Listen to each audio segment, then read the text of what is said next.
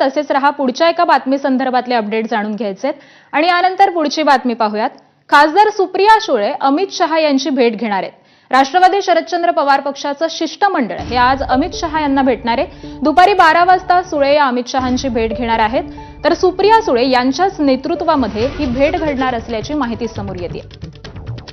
शरद पवार गटाचे सर्व खासदार हे देखील या भेटीमध्ये सहभागी होणार आहेत आणि अमित शहा यांची दुपारी 12 वाजता भेट घेतली जाणार आहे. आणि याच संदर्भातले आपण अपडेट जाणून घेऊयात. आमचे प्रतिनिधी सोमेश कोलगे आहेत. सोमेश, नेमकं काय प्रयोजन आहे या भेटीमागचं?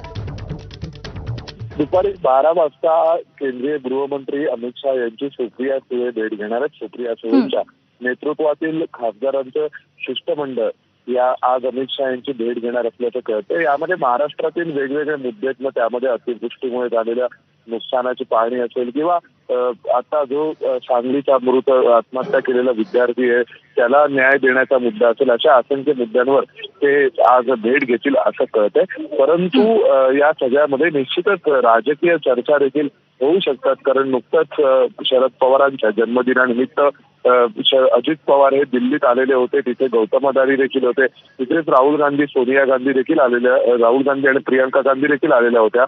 तर या सगळ्यांच्या पार्श्वभूमीवर सुप्रिया सुळेंची आणि अमित शहा यांची भेट होते. तर निश्चितच याला वेगवेगळे राजकीय पदरही आहेत. हो, अगदी धन्यवाद सोमेश या माहितीसाठी. अपडेट जाणून घेऊ. तुर्तास धन्यवाद.